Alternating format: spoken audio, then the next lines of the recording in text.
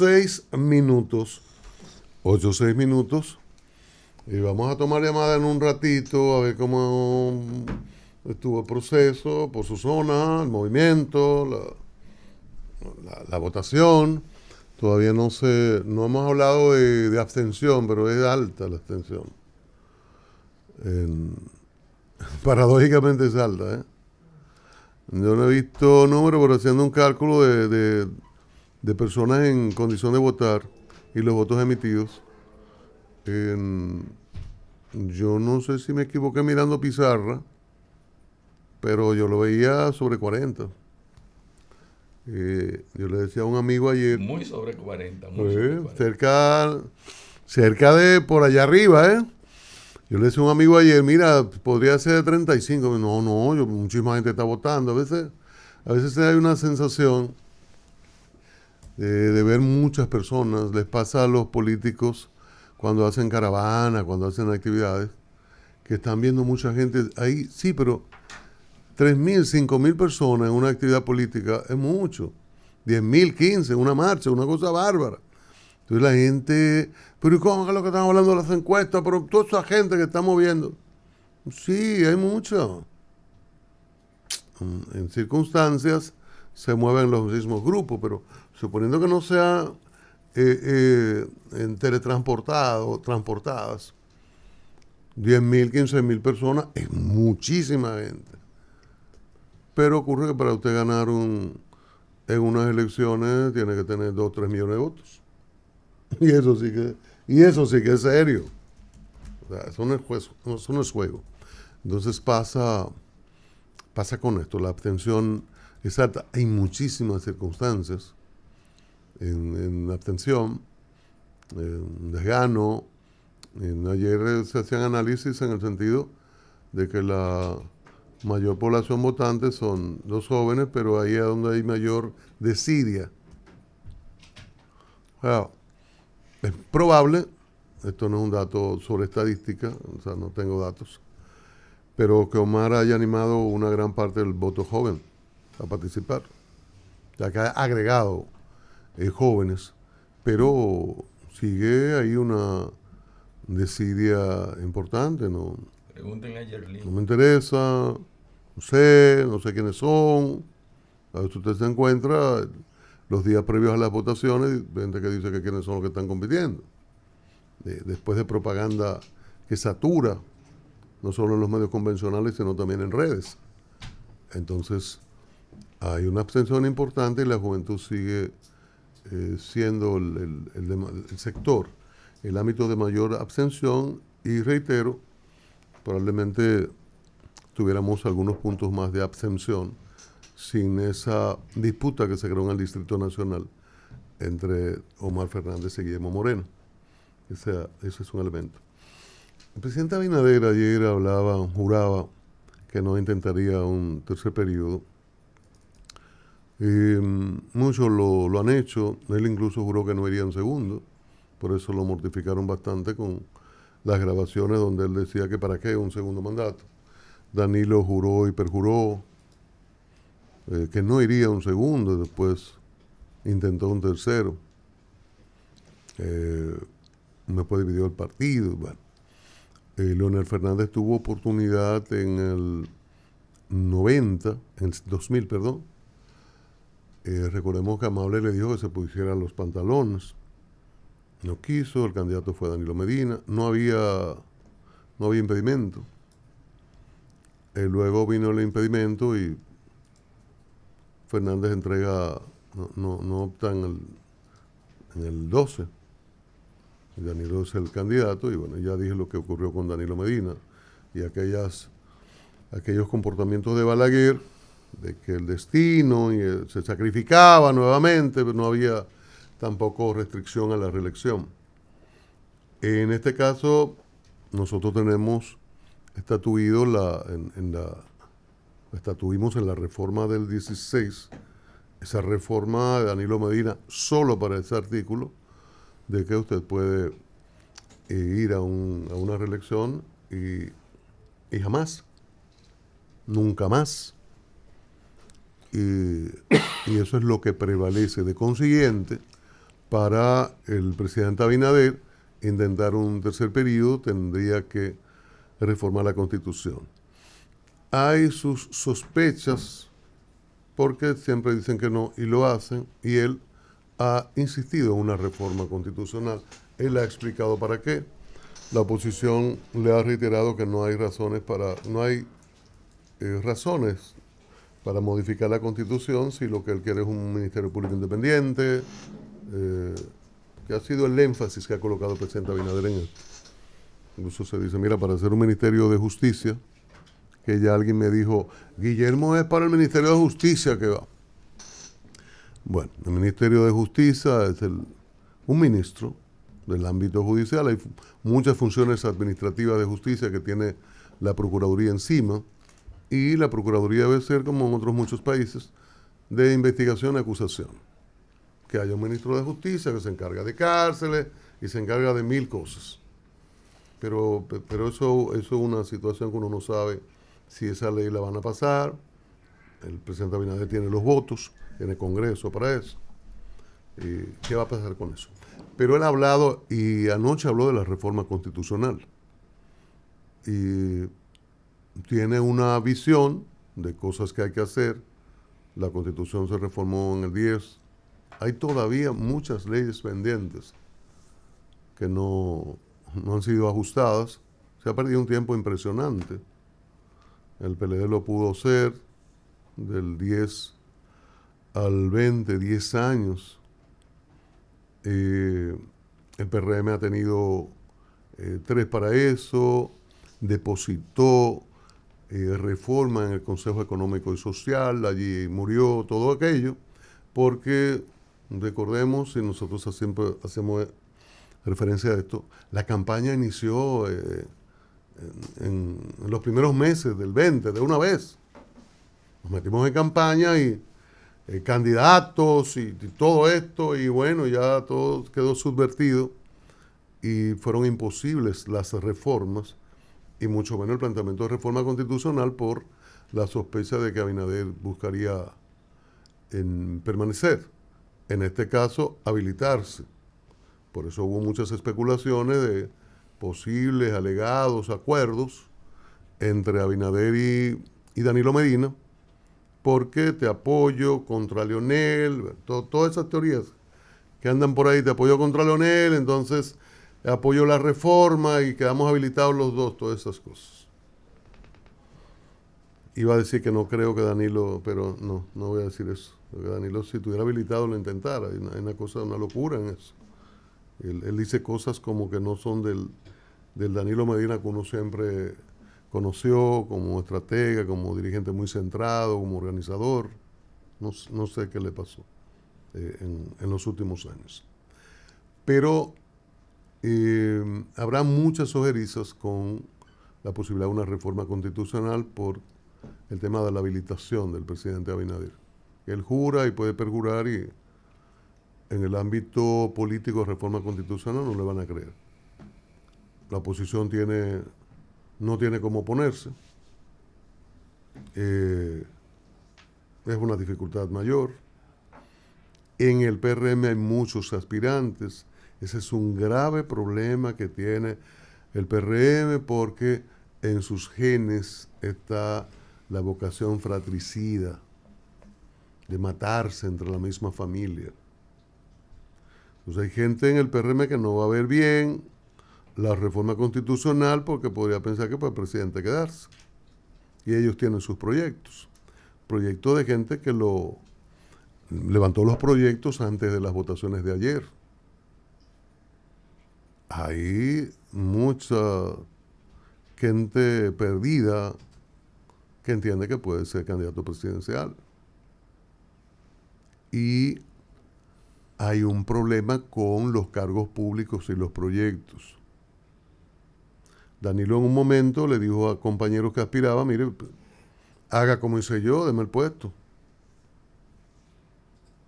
Porque los proyectos desde los ministerios o direcciones generales importantes terminan colocando al organismo, al ministerio, al servicio del proyecto político, y viene el desguañangue, el desastre. Y uno supone que Abinader querrá salir bien y no querrá sometimiento, no querrá que le mortifiquen.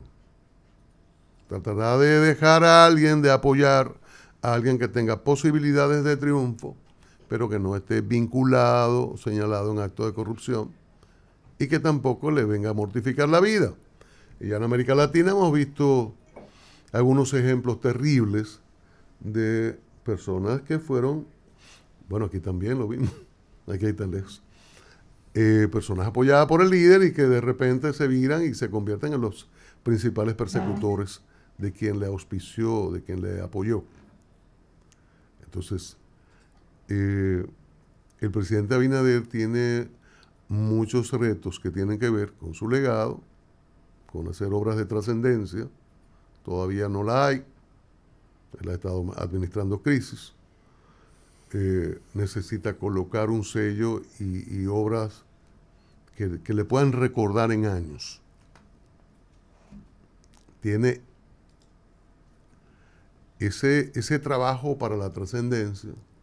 Tiene la responsabilidad de dejar a su partido en el gobierno. Tiene que hacer una administración que no esté contaminada por la corrupción y fortalecer a su partido.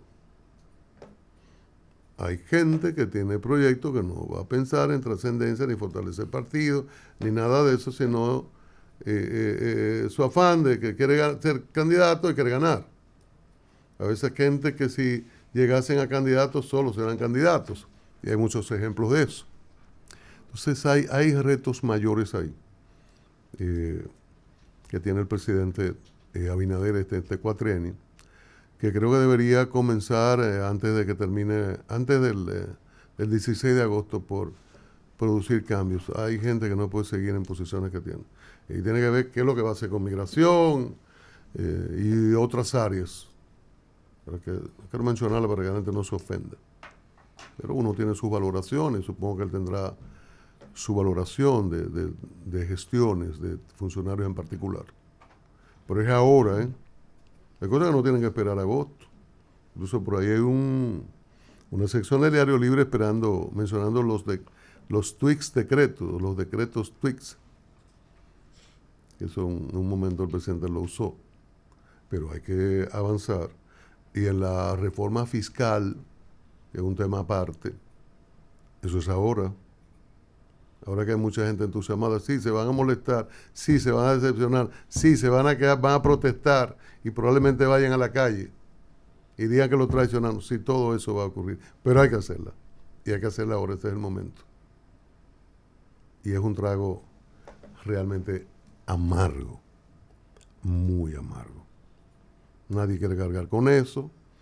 Los de clase media hacia abajo no tenemos manera de defendernos más que protestar.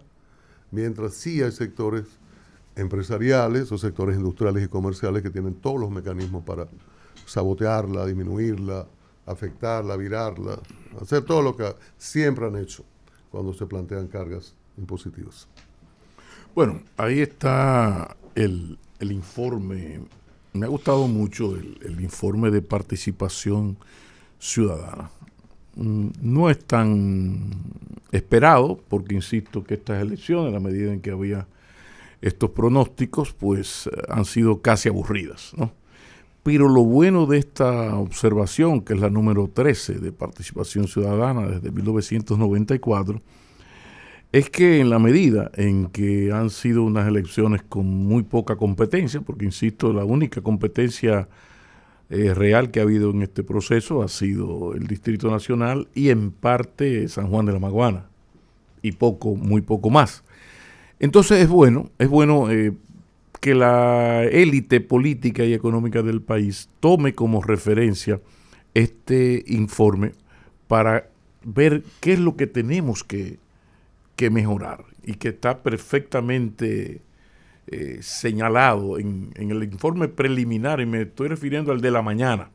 Ellos todavía no han presentado el de la tarde ni el final, pero por ejemplo ellos evalúan el cumplimiento de las resoluciones de la Junta Central Electoral. ¿Qué tanto sí o no? ¿Qué nivel de proselitismo político hubo, incluyendo gafetes y vestuarios sin fotos y colores partidarios? ¿Cuáles fueron las garantías del ejercicio del voto? Los indicadores de compra y venta de votos. ¿Qué tal la presencia de los delegados de los partidos, de los coordinadores y delegados de recintos de votación? Los colegios que recibieron todo el material y equipos o no lo recibieron. La puntualidad en el inicio de las votaciones. El acceso y facilidades para las personas con discapacidad o el papel desempeñado por la policía electoral. ¿Qué tal? ¿Cómo nos fue? Entonces, en esa observación en la mañana, ellos primero destacan, nuestros observadores no han reportado ningún incidente de violencia. Esa es una buena noticia, claro. Y eso es objetivo. Antes de continuar, recordar que son 18,000 mesas electorales, lo que significa que si el 1% hace las cosas incorrectas, hay 180 mesas haciendo cosas incorrectas. En un momento en donde todos somos periodistas, porque usted sube con este teléfono cualquier información. En las redes está incluso lo que no ha ocurrido. Entonces, esto es bueno porque cuando se va a evaluar un proceso electoral, tú no te puedes quedar en el video que subieron de por allí, porque insisto, con que el 1%, en el 1% de las mesas hayan ocurrido irregularidades, estamos hablando de 180 mesas y contando. Pero, por ejemplo, para que ustedes vean, ¿no? Cosas que hay que destacar. Dice Participación Ciudadana, entre las 7 y las 8 de la mañana, el 99% de los colegios ya estaban instalados, con todos sus miembros y con la presencia de alrededor del 90% de los delegados de los partidos mayoritarios y sus equipos materiales. El 97%. Wow. Pero vuelvo a lo mismo, el 3% no estaba. El 3% de 18 son 3% son 56, 560. El 3% de 18,000 son, sí, 560. Entonces ahí usted puede tomar fotos y decir, mira, aquí no han llegado, se está acabando el mundo. El 88% de los recintos garantizaba el ejercicio del voto a las personas con discapacidad. En el 100% de los casos el padrón electoral se correspondía con el colegio. En el 98% estaba presente la policía electoral en los recintos de votación. Y esta es importante, nuestros observadores detectaron que en el 33% de los recintos electorales en su entorno se estaba realizando algún tipo de proselitismo electoral, que estaba lógicamente prohibido. Pero atención, para que ustedes vean lo que uno habla mucho aquí de la cultura política, donde come más hojaldres quien tiene más saliva, pero es una cultura. El PRM participaba en el 30% de esos casos, el PLD en un 27% y la Fuerza del Pueblo en un 19.3%. ¿Quién participaba más en esas prácticas de proselitismo electoral? ¿Quién tiene más recursos? ¿Quién tiene más recursos hoy? El PRM, como hasta el 20% lo tuvo el PLD. Por eso aquí, si tú quieres quedarte en una especie de masturbación intelectual, teórico-periodística, tú te quedas con que el PLD, que el PRM. No, aquí hay una cultura política que tenemos que ir mejorando, donde, insisto, come más hojaldres quien tiene más saliva. Nuestros observadores, dice Participación Ciudadana, reportaron indicadores de compra de votos o de cédulas en un 16.6%. Eso es altísimo y hay que mejorarlo. Gran desafío, proselitismo, compra de votos. Pero cuidado, el PRM participó en un 15%. Participó de esa práctica un 15%, pero el PLD en un 11% y la Fuerza del Pueblo en un 7%. Y vuelvo a la misma lógica, ¿no? Ellos reconocen que esta práctica, si bien ha continuado, admiten que ha disminuido en las presentes elecciones. Eso es importante también. O sea, ha habido un gran avance, pero ahí están los desafíos. Ahí están los desafíos. Que uno, fíjate que ya hemos llegado a las 8:26 y no nos hemos detenido, compañeros, a hacer el reconocimiento público a la Junta Central Electoral y a la gerencia y buena salud mental, inteligencia emocional de su presidente Román Jaques Liranzo. ¡Qué paciencia! ¡Qué paciencia!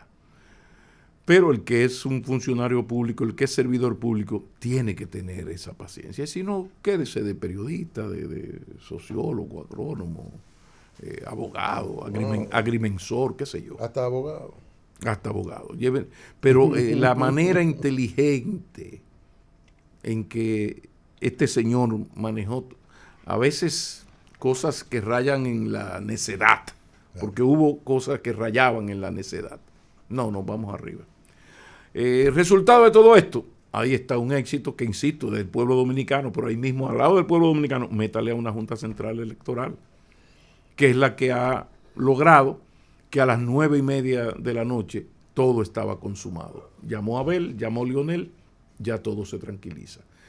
Un paso de avance, pero claro, tiene que ver con la gran ventaja, ¿no?, que tenía el PRM sobre los demás, y que tornó a estas elecciones medio aburridas, fue que esta vez, quizás porque no tenemos embajador, pero esta vez uno echó en falta, pero lo que pasa es que no hubiese tenido feeling que un encargado de negocios visite al presidente de la Junta y cuando salga le dé el visto bueno a las elecciones, pues no tenía sentido, primero porque ya a las 9:30 se cerraron, las cuestiones se cerraron a las 5 de la tarde y a las 8:30 había un ganador y a las 9:30 todo el mundo había reconocido su derrota, pues no tuvo sentido, pero sí, quizás esto es un paso de avance, pero quería quedarme con este informe de los observadores electorales de participación ciudadana, porque cuando llegue el final, que es más específico, con más datos, a partir de ese informe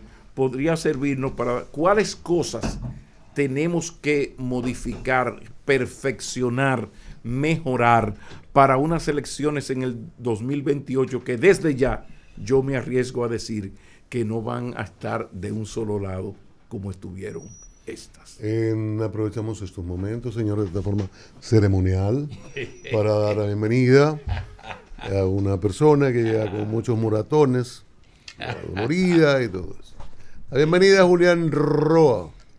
Buenos días amigos radio oyentes. Oye, pero qué bueno es esta hora, ¿eh? Voy a buscar un programa que comience a esta hora.